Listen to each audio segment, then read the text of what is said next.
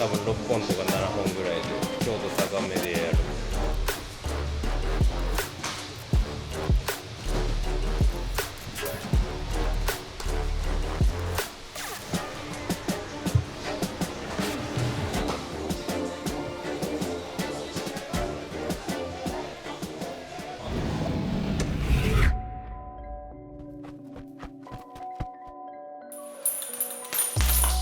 注目しておいてください。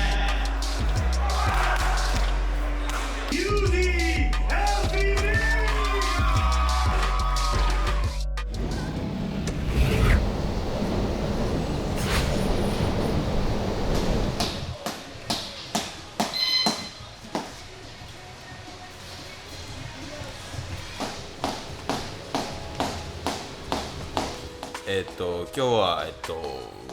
昼第一トライブでやって、それから先週大学行ってレスリングして、でまた帰ってきてトライブでやる3部練の予定。前1回やったけどもう結構きつくて、それ以来やってなかったけど、今ちょっといろいろアメリカ行く前立て込んでて、やらざるを得ないというか、やる状況になっちゃったから、それはそれで楽しんでやろうと思う。で、そう 3回練習あるから、なんか最初手抜いてたら意味ないから、その練習はそのね、唾液は唾液でしっかりやって、レスリングはレスリングでしっかりやりたい感じかな。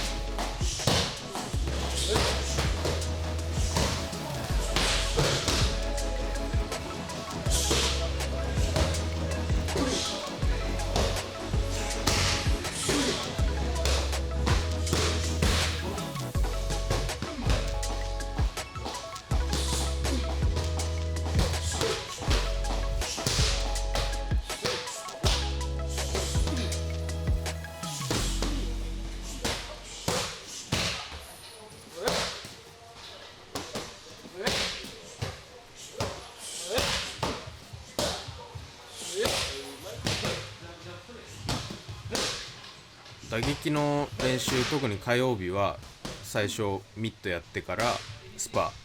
ていう風になってるから、最初はミットキックやってパンチのミットで、キックもパンチもなんだけど、当然打撃の基本として、パンチの打ち方、蹴り方は意識するんだけど、それだけじゃなくて距離の取り方もあると思う。で、距離の取り方は競技によって違うから、特に MMA 選手だからなるべく MMA の形で使えるような距離感、MMA の距離感とキックボクシングの距離感、それからボクシングの距離感、それぞれ全部違うし、当然キックボクシングのミットってなったら、キックの距離には近づくんだけど、完全にキックにしないで、その MMA の試合の状況を意識したフットワークをなるべくするようにしてる。MMA のステップ、距離感意識しながら使えるような練習をなるべくやりたい。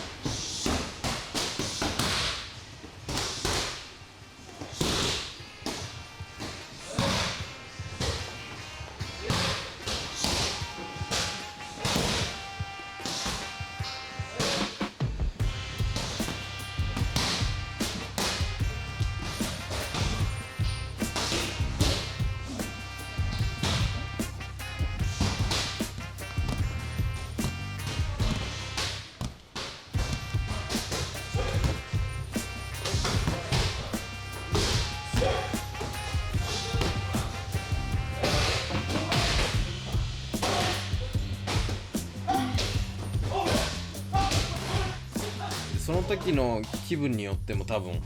変わる。例えば試合後だから次試合であった反省点、こういう風な動き、こういう風な打撃が自分がちょっと苦手だとか、これ良かったから逆にそれをもっと良くするにはどうしたらいいかみたいに考えながら、だからずっとまあ当然だけど同じことやるわけじゃなくて、その時の自分のテーマを持ってやるようにする。でそのテーマを、自分で考えるのも当然、大事なんだけど、自分でやってるだけだとどうしても限界あるから、それこそミット持ってくれるトレーナーの人たちに聞いて、こう思うんすけどこうしたらいいですかねとか、ここわかんないんですけどどうしたらいいですかとか聞きながら、いい感じに頼りながら甘えながらやるようにしてるかな最近は。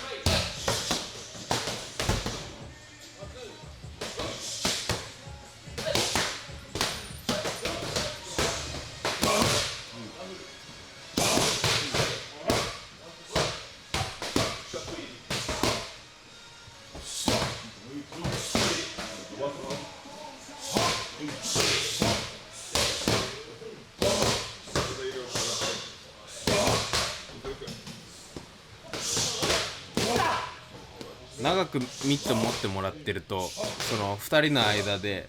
お互いミット持ってる人がこういう風に打ってほしいだとか、逆に打つ方がこう打ちたいだとかっていうのがお互いに分かってるから、なるべく少ないコミュニケーションで練習はなんかだんだん効率的に練習できるようになるんじゃないかっていう気がする。その初めての人とやるときは、初めての人だとお互いそのミットの持つ人の癖もあるし打つ人の癖もあるから、お互いタイミングが合わなかったりするけど、お互い一緒にやってるとだんだんタイミングとかそういう意思疎通は簡単になる気がする。無駄なくその上達できるじゃないかなとは思う。まあもしかしたら2人揃って間違った方向行って変になってる可能性もあるけど、まあ、それは試合見れば分かるみたいな感じかな多分。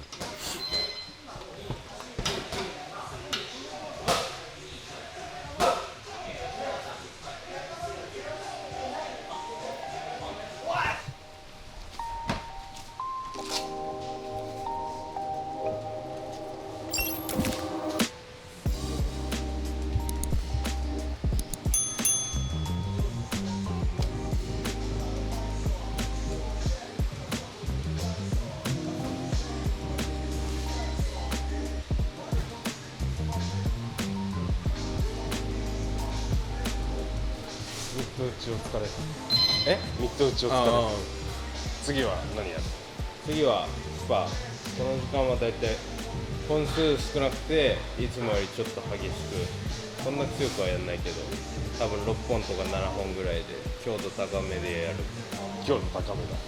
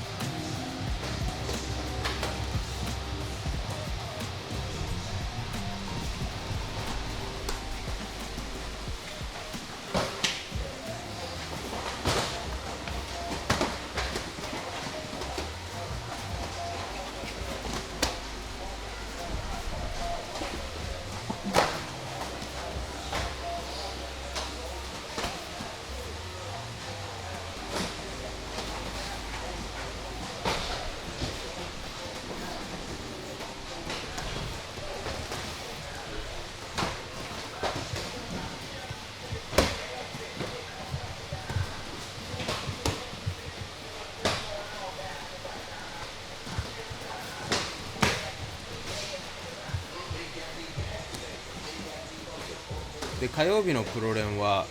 前は違かったけど今はトライブの選手だけでやってるから、まあお互い勝手がすごく分かってる。このミットの練習じゃないけどお互いこれが得意だとか、当然構えオーソドックスサウスポーあるけど構え方距離感得意な技とかお互い分かってる中でやるからメリットとデメリットやっぱあると思ってて、メリットで言うと、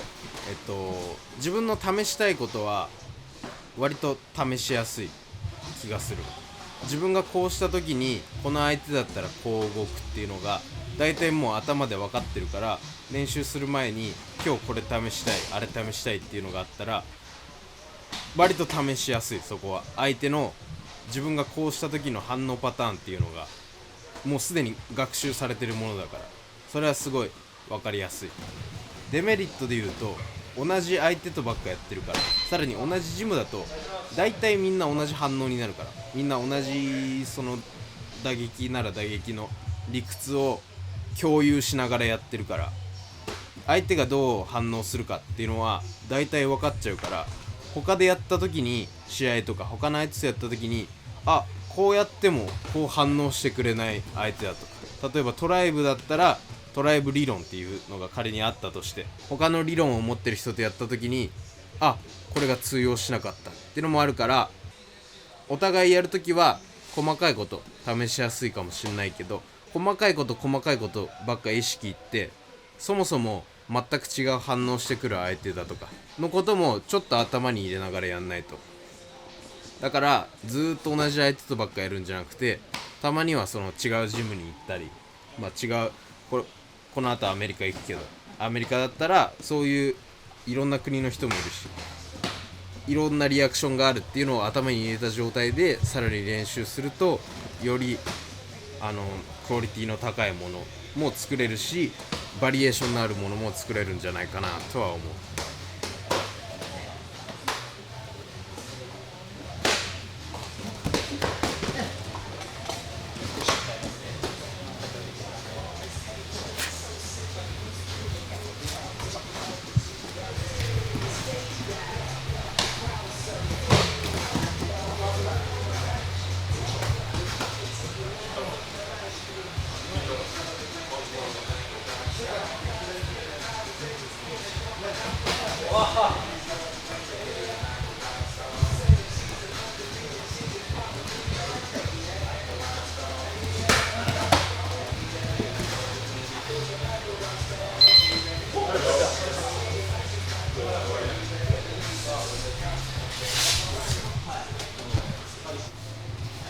あとは補強して終わり。